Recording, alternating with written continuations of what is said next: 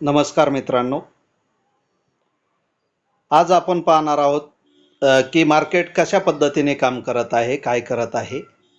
आज आहे 18 जुलै 2024, गुरुवार आहे.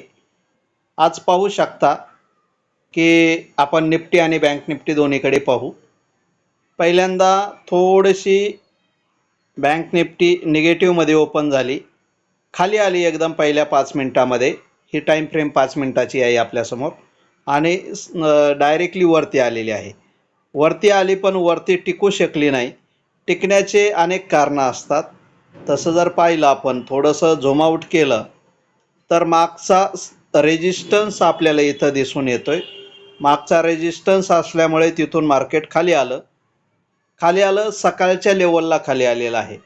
सकाळी जो लो मारला तिथपर्यंत बँक निफ्टी खाली पडलेली आहे आणि परत वर आली, अर्ध्यापर्यंत आली, तिथे बऱ्याचशा वेळ थांबली, आणखी वरती आली, सकाळचा हाय ब्रेक केला आणि तिथून परत थोडीशी खाली आलेली आहे.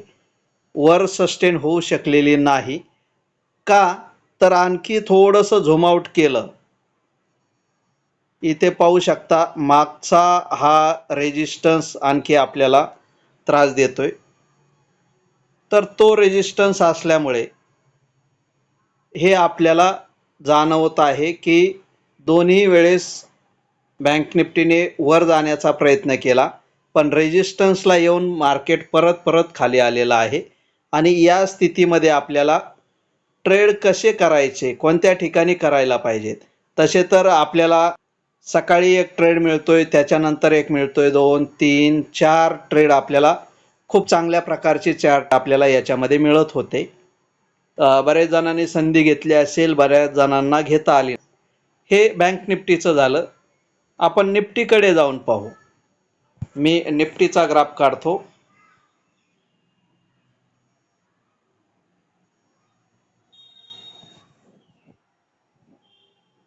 ओके, टाइम फ्रेम 5 मिनिटाचीच लावलेली आहे, जेणेकरून आपल्या सर्वांना व्यवस्थितपणे काम पाहत. हेही त्याच पद्धतीने थोडीशी नेगेटिव्हमध्ये ओपन झाली. पहिल्या 15-20 मिनिटामध्ये थोडासा लो मारलेला आहे की जो सपोर्टचं काम करत होता. पाठीमागचा पाहू शकता, हा सपोर्ट आहे. तिथपर्यंत काम केलं, परत मार्केट वरती आलेलं आहे, रेजिस्टन्स पकडला, परत खाली आलं. बँक निफ्टी सोबतच परत दुसरा सपोर्ट पकडलेला आहे आणि नंतर वर आलेला आहे. वर येऊन चांगल्या प्रकारे क्लोजिंग दिलेली आहे. निफ्टी ही बँक निफ्टीपेक्षा खूप चांगल्या पद्धतीने काम केलेलं आहे आज. त्यामुळे याच्यामध्ये बऱ्याचशा जणाला प्रॉफिट होण्याची शक्यता आहे. पण शेअर मार्केटमध्ये जे काम करत असतात त्याच्यामध्ये अनेक प्रकारच्या त्रुटी जाणवतात. जसं की पहिली त्रुटी तर ही निर्माण होते की एखाद्याने ट्रेड केला की लगेच तो लॉस दिसायला चालू होतो. म्हणजे जसं काय त्या व्यक्तींची वाटच पाहत आहे मार्केट, कधी ट्रेड करतोय याची वाट पाहत असल्यासारखा बिहेवियर असतं मार्केटचं. काय कंडिशन तयार होती, बरेचसे जण स्टॉप लॉस लावत नाहीत, खूप मोठाले लॉस होतात. आणि ज्याने स्टॉप लॉस लावला त्याचा स्टॉप लॉस कट होतो आणि नंतर त्या डायरेक्शनला मार्केट जायला लागतं. आजच पहा, आता इथं जर सकाळचा लो पाहिला तर निफ्टीने आणि नंतर मार्केट वरती खूप वरती आलेलं आहे. तर ही एक कंडिशन तयार होते. बरेच जणांच्या बाबतीमध्ये अशा गोष्टी घडतात.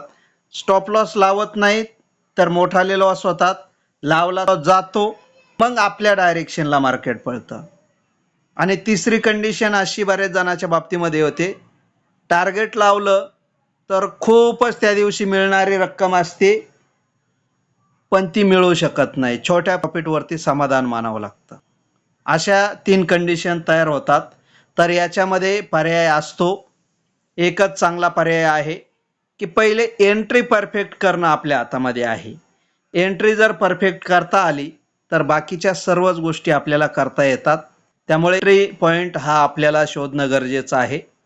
इंट्राडे मध्ये आपण काम करत असताना दिवसभरात 2 3 4 ते जास्तीत जास्त 5 ट्रेड अपेक्षित आहेत. त्याच्यापेक्षा जास्त जे ट्रेड करतात ते कुठंतरी परत लॉसला परत रिव्हर्शनला कारणीभूत ठरतात आणि मग आपण मार्केटला दोष द्यायला चालू करतो. तर मार्केटमध्ये दोष देण्यापेक्षा आपलं काय चुकतंय हे आपण नोट डाऊन करत करत त्याच्यामध्ये सुधारणा करावी लागेल. ओके, धन्यवाद मित्रांनो, थांबू आपण इथे.